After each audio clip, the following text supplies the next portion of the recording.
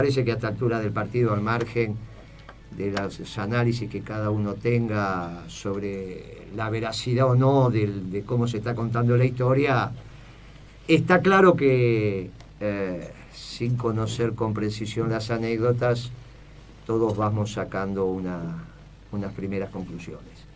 Y me parece que si estamos hablando de la apropiación de una empresa por parte de un grupo empresarial y asociado con otros empresarios, bueno, obviamente en este caso de papel prensa en la sala de tortura, este funcionario también se apropió de plata que no le correspondía. Bañeto se apropió de bienes, se apropió de todo un activo en el cual naturalmente había plata y bienes de cambio, bienes de uso, etcétera, etcétera, etcétera. En este caso, aparentemente fue solamente plata, pero tenemos que reflexionar sobre esto y me parece que vale la pena que al menos algunos de nosotros digamos lo que piensa. Y corresponde que empiece yo. En esto creo que tenemos que hacer el análisis desde dos sectores distintos, de dos visiones. La visión individual, que tiene que ver con este compañero hasta el día martes, mirando a los ojos a su familia, a su esposa, a Dios, y diciendo: estoy obrando mal, estoy obrando bien, estoy en el mundo del pecado o estoy en el mundo de la virtud.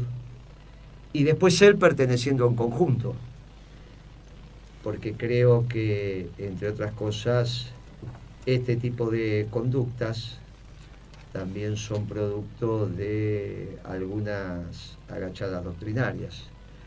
Creo que nos faltó doctrina, faltó esa doctrina que nos enseñara el general Perón y nos transmitiera Evita, donde claramente le decía a los militantes del peronismo que nosotros si llegábamos al gobierno, llegábamos para ser un gobierno esclavo de un pueblo libre. Y no es miembro de un gobierno esclavo de un pueblo libre para solucionar sus problemas particulares. Nunca un funcionario, nunca debe utilizar la lapicera para afirmar cosas que no sean en beneficio del bien común, de ese pueblo libre. Y esto me parece que faltó explicitarlo con esta historia del posmodernismo y de que todo vale y que todo es transitorio y de que todo... Bueno, me parece que hoy, después de 12 años de gobierno, lo que nos faltó fue más doctrina. Y la próxima vez que volvamos, necesariamente tiene que ser un gobierno doctrinario. Y si no es un gobierno doctrinario, vamos a tener problemas. Entonces, desde la decisión individual, y está claro que la sociedad resuelve poner algunos esquemas represivos para que aquel que decide vivir de lo ajeno. También es cierto que en el gobierno no hay posibilidad de darle el ingreso a un funcionario que supere el ingreso que puede tener por la corrupción, es imposible. Por eso los principios y valores que tiene que tener el funcionario, y eso también están inculcados en la sociedad, en su formación, en su familia, en sus amigos. Pero después viene cómo la doctrina te va tallando. Y acá faltó doctrina. Y esto es lo que nos tenemos que comprometer a que en el próximo gobierno nuestros funcionarios tengan una conducta en lo individual, en función de los principios y valores colectivos que todos coincidimos, y en lo general, que domine la doctrina. Si se domina la doctrina, estas cosas no nos van a volver a pasar. Pero tengamos en cuenta que en este programa también vamos a hablar fundamentalmente de cómo se quedaron con una empresa en la sala de torturas. A uno ya lo van a empezar a juzgar rápidamente porque fue encontrado in situ ahí. Al otro va a faltar tiempo todavía, está denunciado, pero la misma justicia, porque es la justicia federal, penal, etcétera, etcétera, la misma justicia se va a encargar de los dos, de López y en algún momento de Mañeto. Dicho esto, me parece que... Me gustaría, vos me dijiste que venías de algunas actividades. Sí. Me gustaría, aparte sos un viejo militante de la causa, claro. Sé que tuviste alguna situación de pérdida esta semana, todos fuimos a rendirle homenaje a la compañera, que todos estamos agradecidos lo que militó por la causa. Y bueno, y quizás se fue antes de sufrir este escarnio también, ¿no? Porque cuando pasan estas cosas... Pero bueno, te templa el espíritu, ¿cómo lo ves? Estamos todos muy doloridos y choqueados, pero yo creo que hay que salir con una virtud de reflexión. Digamos, en esto es evidente que lo que tenemos que cambiar en un gobierno del futuro son los mecanismos del poder, digamos. Yo digo, es muy lindo ver vagones traídos de China, pero es mejor hacerlo en Tafí Viejo. Y es más fácil comprar en China y abrir el camino a la corrupción, eventual corrupción, que no de hacer una industria nacional. Yo estoy bastante convencido del rol del movimiento en el desarrollo de industrias propias, de evitar ese juego liberal de que con espejitos de colores vamos distrayendo la atención. No tenemos que resignar, porque esto es un hecho individual. Digamos, un sacerdote pedófilo no invalida la Iglesia ni el mensaje de Cristo. Eso es claro. Yo creo que esto es el caso de una persona que no invalida el movimiento. Tenemos que aclarar que estos son hechos individuales de envergadura, no son hechos estructurales, porque los que nos quieren vender que la índole de nuestra ideología o nuestro comportamiento está en la corrupción. Entonces esa discusión no debemos estar de acuerdo. Ayer yo les pasé a unos compañeros unas reflexiones de Dolina que hizo muy interesantes, porque él habla un poco de esto. Dice, yo no me siento mucho a discutir el tema de López, porque me quiero sentar a discutir cuál es el destino de mi país, los planes de hambre, el tarifazo. Dice, quiero discutir otras cosas al margen de esto, que es un hecho abominable, pero que no hace la estructura ideológica de un poder. En los medios de comunicación masivos del sistema se trata de poner énfasis en esta discusión y no discutimos lo otro. No discutimos quién se favorece con el lavado de... Sí, está bien. Lo que pasa con todo... yo creo que está muy bien ese argumento. Yo lo he visto y he conversado con Dolina, incluso lo invité a Roma para que hiciera un programa en vivo con Maradona. O sea que... Pero al César lo que es del César y a Dios lo que es de Dios. Si no, los compañeros van a pensar que volvemos a hablar de la brutalidad de este gobierno, sacándole la comida a la boca a la gente porque no queremos hablar de lo. Entonces, 2 minutos tenemos que hacernos cargo de lo que aconteció. Y la verdad que me parece que vale la pena. No, el programa va a estar dedicado a lo que tenemos que estar dedicado, porque nosotros estamos construyendo nuestra patria en función de los mejores planes, programas y proyectos que hagamos para la próxima década ganada.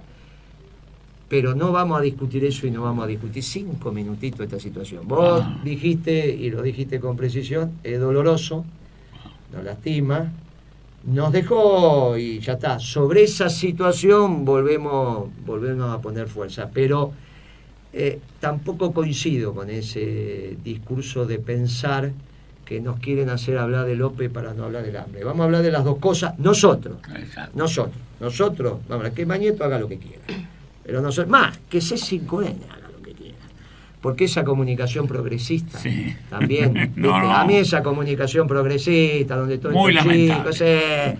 Ahora, viste, se vienen estos progresistas también de alguna manera estos progresistas nos están cansando a los peronistas. ¿Vos decías, Adriana? Yo lo que decía que frente a este hecho que ha movilizado, lo que tenemos que hacer los militantes es redoblar el esfuerzo militante, porque somos miles que desde otra concepción estamos militando para transformar nuestro país y para transformar nuestra nación y para retornar en una nueva década ganada. Entonces, este es un hecho individual, lamentable, que tendrá que ser investigado, pero a nosotros no nos va a quitar las ganas de militar. y tenemos que demostrar día a día que nosotros somos militantes honestos y que realmente estamos si no luchando nos sacó por la gana de militar que nos mataran a nuestros compañeros. Efectivamente, por eso. A mí me hiciste una reflexión hoy, Marta, a la mañana sobre la carta de su santidad vinculado al tema escolas. Perdón, vos conversás con él de mañana. De mañana, los días feriados. De mañana, Nosotros a las 6 de la mañana se levanta no y se va sabía. rápidamente. me hiciste una reflexión sobre la carta del Papa, el pecado, el perdón, cómo guiar, porque el Papa también tenía un hecho de aparente corrupción en sus filas, o al menos da a entender diciendo, miren, El miedo. no, el miedo a un proceso, y hace una carta pública extraordinaria. Digo, en un segundo y empezamos. Sí, es muy interesante justamente para los militantes esta dupla que se dio casi simultáneamente. Aparentemente para el Papa en escuelas hay un presunto hecho de corrupción, o por lo menos él tiene miedo que los que llama a sus hermanos y compañeros no deja de llamarlos hermanos, porque se coloca desde la misericordia, ¿verdad? Entonces desde ahí para una donación que iba a hacer la República Argentina, el Estado argentino, a escuelas, y le dice cosas para mi gusto muy interesantes para la reflexión de cualquier lugar, cualquier institución que concite militantes, porque la Iglesia los concita, y desde ahí da el ejemplo. Entonces le dice la corrupción, lo mismo que decía el general Perón en el modelo argentino, está en el eje del arma mortífera que utiliza el enemigo para poder con nuestras conciencias. Y si pudieron con nuestras conciencias, no hay ninguna posibilidad de un desarrollo espiritual elevado para el destino del ser humano en esta tierra. Entonces desde ahí le dice, ojo, porque la corrupción es un pecado que entra muy suave, uno no se da cuenta y termina metido en la corrupción y lo que es peor, justificándola. Y frente a eso, que visto desde la Iglesia y desde el Papa es el pecado, nosotros podríamos hablar de la virtud. Y sin ninguna duda que la política necesita hombres virtuosos, si no, no podemos ir a ningún lado. Virtuoso tiene que ser el pueblo entero y la militancia sale del pueblo, de ningún otro lado. Y nuestros funcionarios también salen del pueblo, no los traemos importados de Marte. Así que me parece fundamental cuidar la virtud en el pueblo. Y esto está en el eje de nuestra historia, inclusive, ¿no? Nuestros patriotas. Martín era un hombre que trabajaba muchísimo con esto de la virtud. Entonces él dice, frente a este riesgo de la corrupción, que es el pecado o la virtud, lo que hay que poner son los remedios. Y el remedio está en un modelo de vida que uno tiene que imponerse a sí mismo, pero que también podemos ver si hacemos un poquito de pedagogía y recordamos que es una vida sobria, asceta, llamemos. Hay cosas y lujos que están en el terreno del enemigo, no le hacen falta al pueblo, no le hacen falta a los funcionarios, no le hacen falta a los militantes. Y me parece que parte de lo que nos pasó, más allá del hecho que la justicia terminará de definir, es esta mirada obscena sobre el dinero. Y me parece que si nos quedamos con una autorreflexión para el peronismo sobre esto que el Papa marca, sobre el peligro y sobre el dolor que la obscenidad causa y el miedo que la obscenidad nos causa, porque no puede haber ninguna alegría en la falta de virtud. Entonces me parece que esto cierra para lo que nos ocurrió y cierra para lo que pretende enseñarnos al Papa. Y esta era la reflexión esta mañana. Ahora pasemos a la apropiación sistémica que hizo Mañeto de la empresa Papel Prensa. Contamos cómo se había creado ese clima de terrorismo de Estado en el programa anterior, cómo habían empezado con sus denuncias, cómo habían analizado comunicacionalmente lo que había pasado con tu marido, cómo eso se fue desandando, cómo tuviste que volver vos al país, qué pasaba con la herencia. Y llegamos al momento que vos lo has contado en el expediente, donde se produce esa reunión donde a vos te llevan al diario La Nación, que todavía estaba en Florida, y que es el momento donde se objetiva la apropiación. Y vos has dicho frases, lo has dicho en mi oficina, has dicho frases muy duras. Me acuerdo que en ese momento vos pusiste la foto de David delante de la mesa que nos separaba, y yo convoqué a un funcionario para que te tomara la declaración. El funcionario fue el que tuvo que pedir para interrumpir la declaración porque no estaba soportando la declaración tuya. Lloró desconsoladamente, y después que se repuso volvió a tomar la declaración. El famoso funcionario actuante. Ese es el momento donde se objetiva la apropiación. ¿Me lo podés volver a contar, Lidia, por favor? Nosotros habíamos sido citados, yo creí que íbamos a estar todos juntos, la familia. Yo no sabía que había otra gente que estaba citada, como en este caso Yanover, que estaba en otro lugar. Entonces, cuando llegamos, los padres de David estaban por un lado, los llevaron en el mismo lugar que estaba yo, pero este era un lugar que era frente a la librería del Ateneo, ¿no? Era frente a la librería del Ateneo, en la calle Florida. Sí. Claro. Era un lugar... La famosa pizarra de la Nación. Claro. O sea, la gente Se se paraba paraba a leer la pizarra. gente Sí. A leer las masivamente. noticias. A leer las Y noticias. a debatir, ahí peleábamos. Sí, lo habré discutíamos. hecho. Eso. Claro, era un Sí, campo claro. de batalla. Claro. Bueno, ese lugar, cada salón de ese lugar era muy grande, realmente muy grande. Entonces, en un lugar había una mesa oval, de madera, me acuerdo, donde se sentaron los padres de David y uno de los abogados de la Nación, creo. Eso me acuerdo claramente. Creo que era este hombre que era altísimo, que ya falleció, que actuaba por la Nación, Campos Carles, creo que era el nombre. Qué apellido. Liga Patriótica. Claro. Campos Carles es una familia tradicionalmente de la derecha argentina, represora de La oligarquía. la oligarquía, con una mano de obra que era la Liga Patriótica, Claro. que era un grupo violento. Existía la oligarquía en esa época y existe ahora, desde ya. Claro.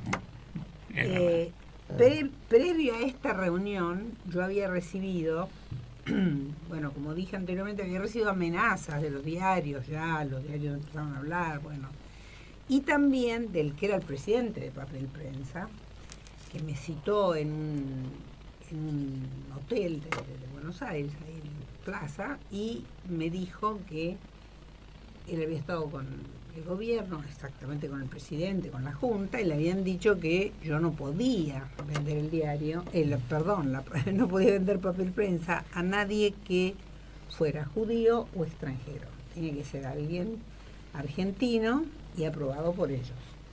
Esto me lo había dicho él, como que él había ido a una reunión para ver qué pasaba, y él era Sarabia, ¿no? Sí, Sarabia.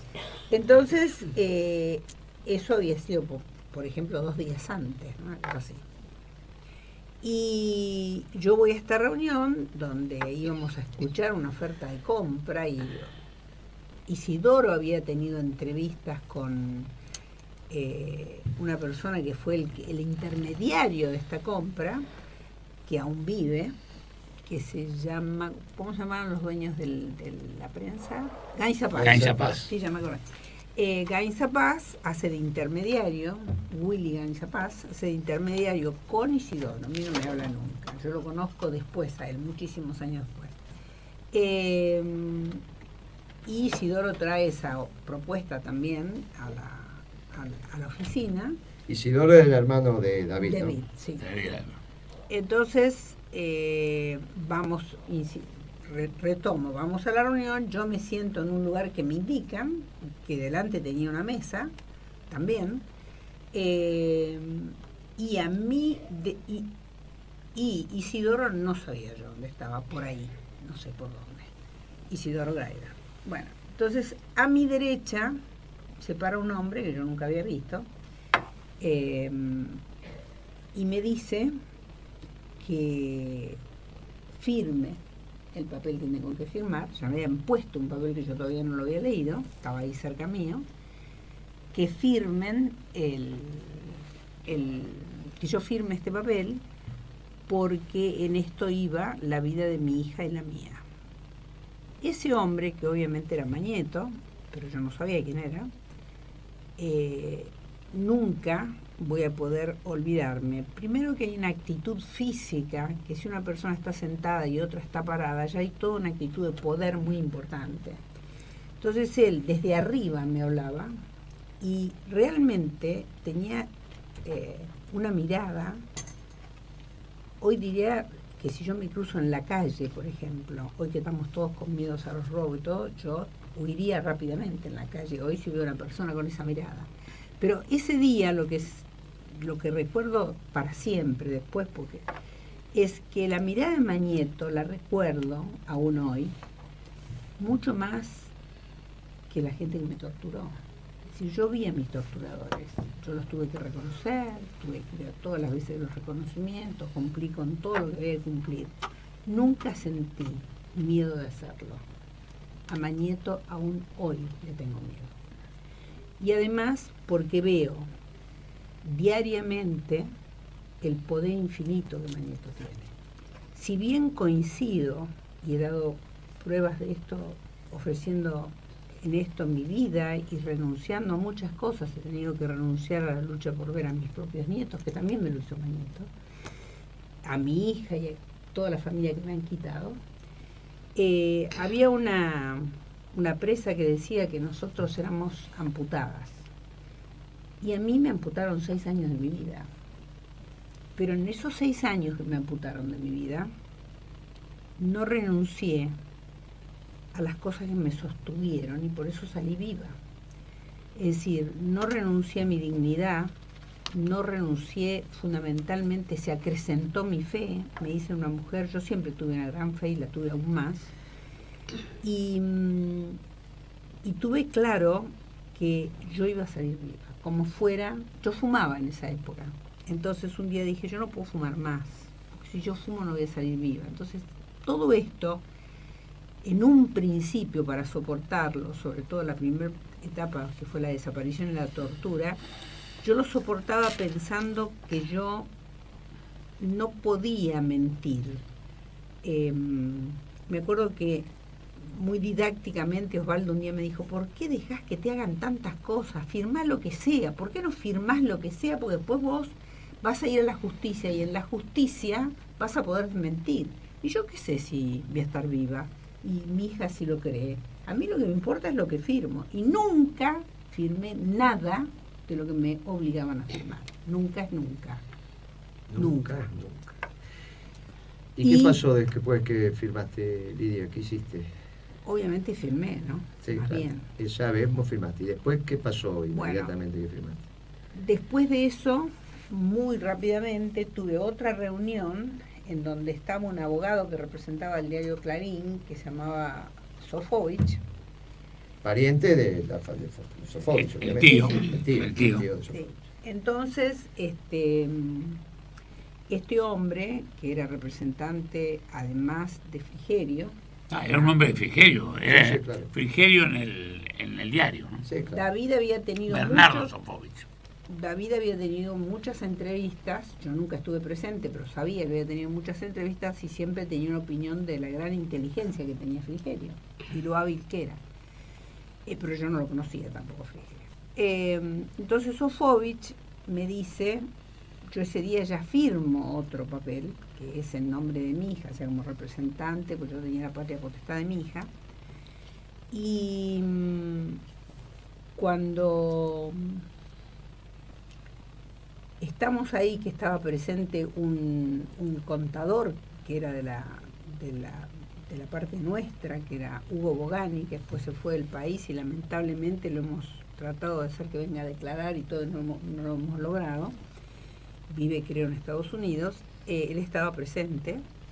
Él me dijo, mire, yo le voy a contar algo. Entonces me contó, no lo voy a hacer ahora porque sería muy largo, me contó toda la historia de cómo la señora Noble era tan inteligente que se había dejado asesorar por ellos para comprendió rápidamente que lo que a ella le convenía era quedarse con Clarín y dejarle todo a la hija de Noble, etcétera, etcétera. La hija de Noble del primer matrimonio de Noble. Del primer matrimonio. Creo que Noble nunca tuvo otro matrimonio. Lo que pasa es que era una hija extramatrimonial, sí. pero que tenía igual los derechos. Entonces, creo, es lo que me dijo a mí.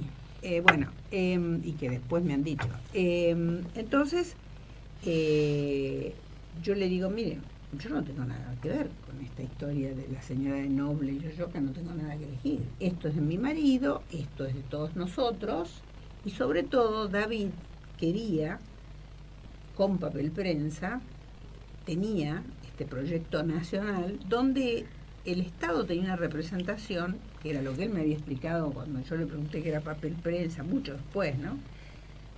Muy poco antes de morir, o sea, de que lo maten, que fue el 7 de agosto del 76, esto me lo debe haber dicho el 28 de julio, y digo con tanta precisión porque era un aniversario nuestro, el 28 de julio del 76.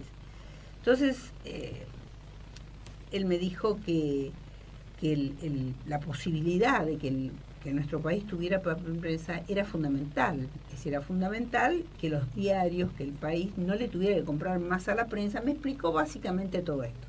Bueno, pero yo sentía, desde el momento que llegué, volviendo de México a la Argentina, con las cenizas de mi marido, en un brazo sostenía a mi hija y en el otro brazo la urna con las cenizas de mi marido. Nunca se me ocurrió pensar si podía o no hacerlo, creí que era, así que entré con las cenizas de mi marido, y mi madre, y gente que me acompañó, y realmente en el momento que llegué a Ezeiza ya me encontré con un panorama de un país, como luego muchos años después tuve la misma sensación en Colombia, de un país militarizado. O sea, era una cosa muy sorpresiva para mí, porque yo me había ido de la Argentina en el 75. Entonces, la vuelta, que era un año y medio después, era ya el impacto emocional de llegar a la Argentina y sentirme rodeada de policía, de militares, y todo. Y siempre sentí desde el momento en que llegué el clima de amenaza, el clima de peligro y de muerte. O sea, como que me rodeaba la posibilidad de la muerte todo el tiempo. No la muerte, el crimen. Claro, sí. Claro. Sí. La muerte puede ser un hecho, el crimen político. Vos después que de esa reunión que El estás... delito de lesa humanidad. Claro, el crimen. Lo que estás contando, después que de esa reunión en el Diario de la Nación te fuiste a Uruguay. Sí. ¿Quién te dijo eso, que te fueras? No, yo no me fui con lo que me dijo él. No. Esto fue en el año 76. Porque a mí me desaparecen el 14 de marzo del 77. Entonces, este hombre me dice, mire, estábamos sentados en un restaurante con este abogado Ibogani, y me dice, ¿ves? Y me muestra la calle Callao, Córdoba. Nosotros estamos en Córdoba y San Martín. Me dice, ¿ve esta calle? Que era Córdoba, ¿no? Usted se va ahora mismo y se toma el barco y se va a Uruguay. Te mandaba a Córdoba a contramano, te mandaba para el puerto. Sí, pero iba caminando, estaba a 4 o 3, no sé. Bueno, entonces me dice, usted no piense en ir a buscar a su hija, no piense en que su mamá no llame por teléfono, usted suba al barco y véase. Cuando está allá, organice para que le lleven a su hija. Entonces nosotros con Bogani nos mirábamos muy sorprendidos porque era... ¿Ese consejo quién te lo da? Bernardo Sofovich. No, porque en el relato por ahí... No, hay que aclararlo, claro. Bueno, nunca más lo vi, Vos decís que yo no lo tengo en el expediente así, incluso vino gente vinculado a ese espacio político, le dije, no es el objeto de nuestro análisis. Me acuerdo de algunas reuniones que hemos tenido con ellos, pero vos decís que era un hombre de Frigerio. No, yo cuando ella cuenta esto, yo estaba preso, estaba en la situación media mal, era el 76, Obviamente yo salí después, a mediados de diciembre del 76, la primera vez en libertad.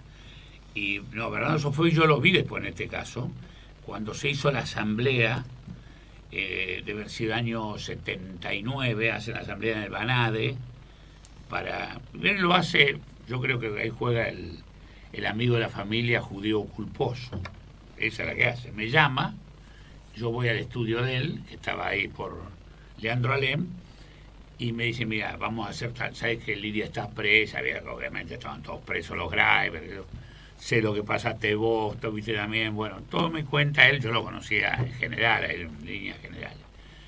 Y me dice, pero nosotros ahora vamos a hacer una asamblea digamos, en una palabra así, multiplicaban acciones y dejaban a María Sol sin ninguna posibilidad cierta de tener acciones. Aumentaban el capital. Aumentaban el capital. Dice, eso nos sirvió, él me cuenta eso como diciendo, con una culpa, como que le avise a Lidia que le explique que ellos no han querido, digamos, en el fondo a nosotros nos sirvió eso para que yo llame al abogado de Lidia, que estaba en Estados Unidos, para que venga a la asamblea, y que además le avisemos al defensor de menores para que se presente también a la asamblea. El defensor de menores, bueno, nosotros nos presentamos, duramos poco, no entramos nada más que 20 metros dentro de la asamblea de Banade ese día, pero el abogado americano vino convencido que lo iban a dejar sentar a debatir, que yo le parecía increíble. A Brasil, el otro día encontré una tarjeta buscando el papel de él y dijo, pero ¿cómo no deja entrar? Yo tengo un poder de Lidia, entro acá, voy a entrar a la asamblea. Digo, mirá que estamos, asamblea del Banade, era el famoso Banade. Y fuimos y a los 2 minutos estaban todos, estaba Mañeto, estaban los de toda la gente. Ah, vos lo viste a Mañeto, lo pudiste ver. Todos. Vos sabés que cuando fui a la asamblea de yo Clarín, lo conocía. Viste que hay un incidente cuando yo voy a la asamblea de Clarín que nos detienen, no nos dejan entrar. Sí, sí. La presidenta me pide que represente, porque yo representaba las acciones del Poder Ejecutivo en papel prensa, por el grupo Exacto. Clarín, ahí era Kicillof. Pero me pide que también me extiende un poder ahí, que vayamos los dos, y cuando nos ven entrar nos retienen, no nos dejan entrar, porque como vos bien sabés, el que tiene que presidir la asamblea de accionistas es el presidente del directorio. El presidente del directorio del grupo Clarín es Mañeto. Pero cuando ve que llegamos los representantes de los accionistas del Poder Ejecutivo, se asusta, no nos dejan pasar durante 10 minutos, que nos toman documentos, imagínate que dice quiénes son, identifíquense, bueno, toda esa tontería, como si no fuéramos conocidos, Kicillof y yo, y era porque Mañeto estaba adentro, y se fue como una rata. Después me lo contaron, me lo contaron los mismos que estaban adentro, y entonces preside esa asamblea del Grupo Clarín Aranda, que está ilegalmente constituido, porque si no está el presidente del directorio, para presidir la asamblea lo tienen que votar los accionistas, pero él se autoimpuso, bueno, listo. Igual hubiese presidido la asamblea porque le daban los votos. Por eso nosotros después impugnamos esa asamblea porque había sido mal elegido el presidente. Pero Mañeto no me quiso mirar a los ojos. O sea, ese que vos decís que se la creía porque estaba con la patota armada atrás, que eran las fuerzas. No es que es lo que te crees que es. En la asamblea, él tenía el 93% de los votos, nosotros teníamos 7, y no fue capaz de quedarse ahí para mirarnos a los ojos. Algún día lo vas a mirar a los ojos porque va a estar sentado en el banquillo de los acusados. Seguramente antes le va a tocar a López, y está bien que así sea, sí. Pero a Mañeto también le va a tocar. Y vos, como te cuidás y como estás sana de espíritu y de cuerpo, lo vas a poder mirar, y quizás que te toque a vos estar parada y a él sentado en el banquillo de los acusados, pero no vos desde el principio de autoridad que vos le reconociste a él porque estabas en un crimen de terrorismo de Estado, sino desde el principio de autoridad que te da la autoridad moral.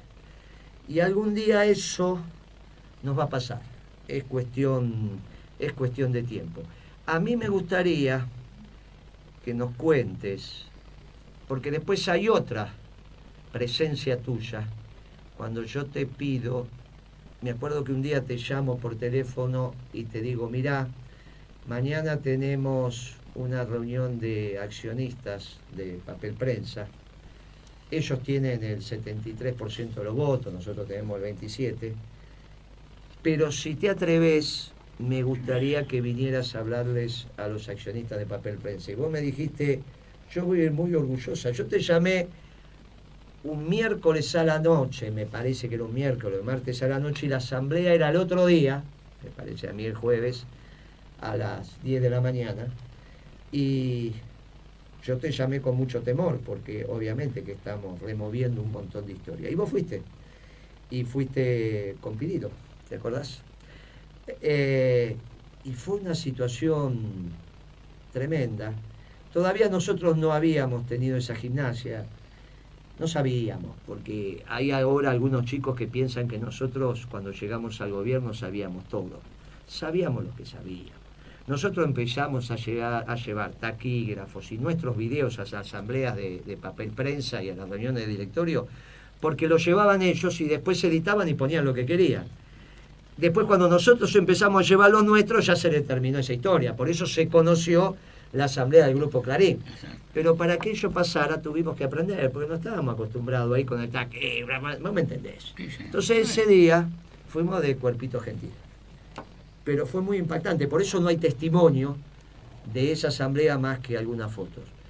Pero me acuerdo que había terminado la asamblea de accionistas, que la habíamos hecho largo, porque yo había desarrollado puntillosamente lo que había sido el dominio de Papel Prensa sobre todos los medios gráficos de la Argentina y cómo con la provisión de papel iban haciendo la agenda comunicacional de la Argentina. Contaba la anécdota de Ditela con el dólar recontra alto y cómo eso fue generando las corridas, cómo eso a través del efecto Libera-Tanzi bajó la recaudación, cómo eso aceleró lo que pasó con el desenlace del gobierno alfonsinista. No por eso vamos a negar que Alfonsín administraba como administraba la economía y tenía 10% de déficit fiscal, que es el mismo déficit fiscal que va a tener a fin de año, porque vos sabés cómo están administrando esto también. O sea que no vamos a pensar, ¿viste? Pero ya casualmente hacen parte de lo mismo y están espiralizando también el déficit fiscal. Bueno, están haciendo lo que están haciendo.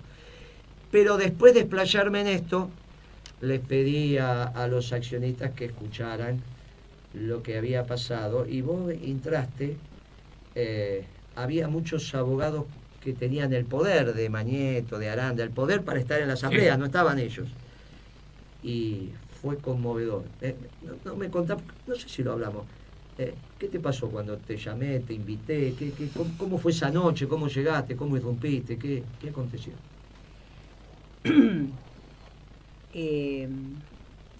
Desde que había salido en libertad yo siempre había tratado de tener algún tipo de apoyo legal, digamos. Fui a muchos estudios, grandes, chicos, los que se te ocurran, para lograr si alguien me podía ayudar con el tema de Papel Prensa.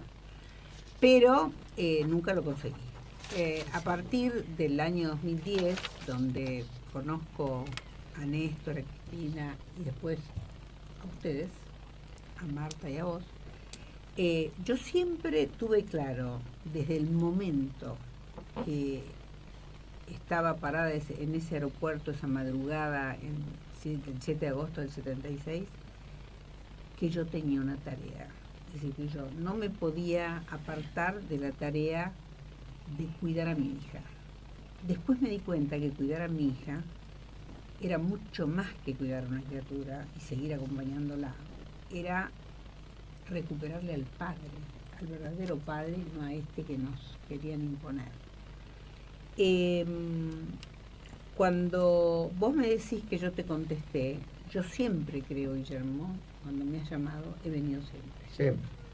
Entonces, porque considero, y esto lo digo realmente con muchísima humildad, como siempre hoy Marta habló maravillosamente bien, porque es una mujer de una inteligencia maravillosa, extraordinaria, y esto que dijo del Papa, de la virtud, todo, humildemente yo he tratado de tener esa virtud, es decir, de mantener lo que creo que es lo más importante, y en esta historia lo más importante, en mi historia, es el amor. Entonces, cuando estuve en la asamblea de Papel Prensa y me hicieron pasar después de Pirilo, que vos hiciste una presentación muy graciosa, muy ocurrente, de Pirilo, bueno, después pasé yo y entonces estaba tocándome con las rodillas con la primera fila, que estaban los abogados de... Pirillo, para que quede claro, y nunca lo negó, era el testaferro de Macera. No, él nunca lo negó. No, nunca lo negó. De Macera. Sí. Sí, era el testaferro de Macera. Sí, entonces yo sintiéndome muy cerca de esta gente que está No era el único. ¿no? No era el único, pero a mí siempre se me presentó y la información, y ese día que lo llevé a la asamblea, yo en ese momento era testaferro de Macera. De hecho, por ese vínculo es que entra a través de la razón en papel prensa. Nunca lo negó, estuvo preso. A él también lo termina para apropiarse, para sacarle la parte que le correspondía. Él dice eso, que le hacen la quiebra fraudulenta en la razón, y finalmente ese tercio pasa también para La Nación y para Clarín, que finalmente Clarín se queda con todo ese tercio, por eso termina teniendo lo que tiene, casi como el controlante de papel prensa. Pero bueno, digo, para que tengamos claro que es el mismo Pirillo y alguno no piense que estamos hablando... falleció, además. Sí, falleció. Y que piense que estamos hablando de otro Pirillo, estamos hablando de ese Pirillo. Pero esta es la historia de la Argentina, así se cuenta y así se escribe. Si no, digamos, esto duele, pero es así, esa es la historia de la Argentina. Pero perdón, esa razón que hablaba de ese conflicto la dirigía en un momento a Timerman. Ah, claro. El Timerman padre habló. Sí, Timerman. Sí. Ojo, Jacobo. claro. Jacobo, sí, Jacobo. No nos olvidemos. Bueno, entonces, después de que habían hablado, que se había discutido tanto en esa asamblea, y después de Pirillo, que habló muy técnicamente, vos te acordás toda la presentación que hizo. Entonces yo me sentía, que por absolutamente cierto, que yo no tenía la menor posibilidad de hablar al nivel de que hablaba toda esta gente, porque eran especialistas en el tema, digamos, técnico de papel prensa. Entonces yo dije que yo estaba ahí por una historia de amor. Entonces estaba sentada ahí para defender la verdad, defender este terrible, la matanza de mi marido, la cárcel, todo. Pero lo que dije básicamente es que yo estaba sentada frente a todos ellos porque mi historia era una historia de amor y yo tenía que defenderla. Esto era lo que dije. Así empezó también la primera vez que Lidia vino a la secretaría por este tema. Sacó la foto de David joven, pidió perdón y dijo, yo le prometí a él que si alguna vez podía contar la historia de verdad, él iba a estar al lado nuestro. Yo lo que recuerdo de eso es que estaban estos abogados, todavía se usaba la palabra yuppie en esa época, y entonces alguno de ellos le increpó. Era el que tenía el poder por el lado de Mañeto. Y le dice, bueno, ¿cómo sabemos que lo que usted dice es verdad? Porque usted puede venir acá y contar. Y entonces ella dijo, están mis lesiones físicas. Y empezó a describir las lesiones físicas de la tortura. Hasta que ese muchacho pidió perdón y rompió en llanto. Cuando ella dio testimonio con su cuerpo de lo que había hecho en su cuerpo la tortura, se terminó la asamblea porque dio testimonio. Y ese que había desafiado impertinentemente, yo me lo recuerdo muy bien, y recuerdo la cara y su gesto pidiendo perdón. Fue una asamblea muy especial. Nosotros empezamos a interactuar en papel prensa porque empezamos a desandar el ovillo. Hasta ese momento el presidente, el representante del Estado en papel prensa era Alberto Fernández. Y la que reemplaza a ese chiquito Alberto Fernández que le decía jefe a Mañeto, porque si no pensamos que vinimos con todas las respuestas y que nos conocíamos todos, no. Nadie sabía que Alberto Fernández, al que le decía jefe, era a Mañeto. Algunos peronistas de Capital lo sabíamos con precisión. Pero el matrimonio Kirchner estaba a 3.000 kilómetros. Cuando Cristina dice alguna vez, durmió en mi casa, y yo no lo conocía. ¿Y cómo lo iban a conocer si estaban a 3.000 kilómetros? Ni teníamos todas las respuestas, ni conocíamos a todos los personajes. Beatriz Paglieri reemplaza Alberto Fernández es el primer reemplazo que hacemos, después reemplazamos a otros funcionarios y entran Serioli y entran Gallo, pero el primer reemplazo que hacemos es el de Alberto Fernández. Y cuando reemplazamos a Alberto Fernández es que empezamos a entender lo que era papel prensa, porque hasta ese momento también parte del oscurantismo de Mañeto era este personaje Alberto Fernández. ¿Y qué decía Beatriz Paglieri? Cuando Clarín empieza con esto no era el gran diario argentino, era un diario importante, obviamente, pero la construcción de su poder tiene que ver con el diferencial o la segregación que hicieron del resto de los diarios a partir de manejar un insumo estratégico como es el papel de diario.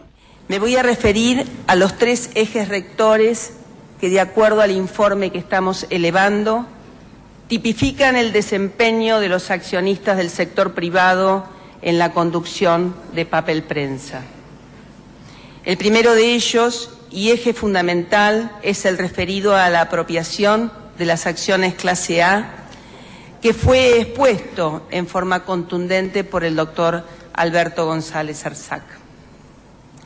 Es importante remarcar que la tendencia de dichas acciones era decisiva para acceder al control de la empresa y para ello, mediante un pacto de silencio, se utilizaron instrumentos del terrorismo de Estado, tales como la amenaza, el secuestro, la desaparición forzada de personas, la tortura y la privación ilegal de la libertad.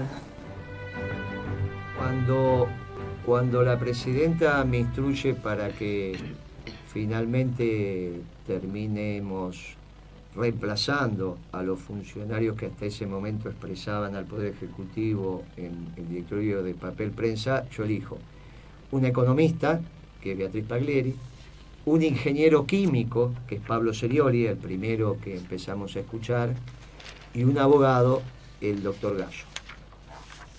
Un equipo de lujo, y esas reuniones en el directorio de papel prensa son reuniones históricas, y estas actas también hacen parte de la reconstrucción de esta alianza cívico-militar, que así como algunos de nuestros funcionarios se apropiaron indebidamente de recursos que no le correspondían porque no tuvieron ni la virtud, que hablaba Marta, ni la formación ideológica, conceptual y doctrinaria que Perón intentó que todos sus cuadros tuvieran, y que puso una comunicadora extraordinaria, aunque no sabía que lo hacía, que era Evita, Mañeto se apropió de papel prensa y todavía hoy está en su patrimonio. Nosotros con estos testimonios, como dijo González Arzac, dimos muestras indiscutibles de lo que está pasando y de lo que pasó. Es un delito que no prescribió, es un delito de lesa humanidad, es un delito que alguna vez el juez actuante, que es Ercolini, va a elevar a juicio. No tengo ninguna objeción, se está haciendo su procedimiento y tiene su derecho a hacerlo como él considere. No estoy emitiendo juicio sobre el juez. Digo, algún día terminará esto, algún día se elevará juicio, y ese juicio por el tipo de delito va a ser oral y público, como son los juicios de lesa humanidad a los militares. Y va a ser el primero que va a tener que afrontarlo en su condición de civil, al menos el primero de esta envergadura. Y ahí estaremos, y ahí estarás vos, y ahí lo mirarás, y ahí podrás decir, finalmente cumpliste tu historia de amor, que es la que hace que permanentemente estés dando testimonio. Los que quieran leer el informe de Papel Prensa La Verdad, está en internet. Se supone que no lo pueden sacar. En su momento la Secretaría Legal y Técnica lo subió a internet. y ahí tienen que estar. Son 27.000 folios, de los cuales hay un resumen ejecutivo de 440 y pico de páginas. Me parece que sería importante que los lean todos aquellos que se dedican a la comunicación. Me han entrevistado periodistas y le digo, ¿pero vos leíste el informe? No, me llama la atención, está ahí, ahora lo vamos a leer. Compañeros, amigos, lean el informe y si no avísenme que ya está en internet y se lo damos. Y después de leerlo, nos tienen que escribir, porque como dijo Guitia la semana pasada, todo lo que ustedes escriban y se comuniquen con nosotros, lo vamos a terminar publicando en un libro que va a ser el libro de la hora de Moreno. Y van a ser ustedes con sus reflexiones y los pensamientos, porque finalmente la construcción del conocimiento, como dijo Perón incansablemente, es un hecho colectivo. Y no producto de una genialidad individual como muchos piensan. Claro. Por eso invitamos a nuestros oyentes a que nos acerquen las inquietudes, las reflexiones, y les vamos a pasar distintos canales de comunicación porque lo pueden hacer en formato de audio y como documento escrito. A un celular que es 011-3317-0302, correo electrónico lahorademoreno@gmail.com, Twitter, La Hora de Moreno, comienzan con H las palabras. Y en nuestro Twitter tenemos publicado el informe papel prensa, porque este programa, de alguna manera, con testimonios históricos de nuestro pasado reciente y de nuestro pasado más pasado, por decirlo de alguna manera, nos invita a buscar más información y a tratar este tema en nuestros centros, nuestras unidades básicas, porque tiene que ser un tema que tiene que ser reflexionado por nuestra militancia. Y también, digamos, tenemos otro canal de comunicación que es Facebook, La Hora de Moreno. Nosotros nos deja, es un tema que nos moviliza. Nosotros fuimos esa juventud maravillosa que hablaba el general. También dijo que era la generación de emergencia. Nos tocó ser la maravillosa y la de emergencia. Y lo que me pasa ahora, desde el 10 de diciembre en adelante, que esa juventud maravillosa que hoy peina canas, y por lo menos acá todos hacemos parte de esa juventud maravillosa y todos peinamos canas, volvimos a decir presente, y eso es lo maravilloso. Esta semana he tenido 3 o 4 actos, y uno con más fervor que otro. No pudieron con nosotros ni las bombas, ni las torturas, ni los desaparecidos. No van a poder con nosotros unos bolsos. Muchachos, ¿de qué están hablando? Acá estamos para decir presente, mi general, para lo que guste mandar. Y así vamos a seguir. Nosotros, el viernes que viene, nos vamos a volver a encontrar con otro tema. Seguramente ya van a empezar a hacer otros temas de gestión. Sobre esto vamos a seguir reflexionando, porque el presente y el pasado va a seguir. Creo, y ahora vamos a conducirnos con el equipo, ordenarnos, pero creo vamos a consensuar. Me parece que vamos a empezar con la 125, como para no tener un orden cronológico, ir viniendo. Podemos arrancar también con el correo. No te olvides que el correo lo teníamos a Franco Macri, que vos sabés por qué el presidente Kirchner me dice que le saque el correo a Macri. ¿Sabés por cuál era la causa? No pagaba. A esto les gusta no pagar, viejo. Les gusta no pagar. No pagaba Franco y no paga la familia. La semana que viene contamos el correo que no les gusta pagar o empezamos con la 125. Ya veremos, es una sorpresa. Muchas gracias y vamos con la marcha de La Hora de Moreno.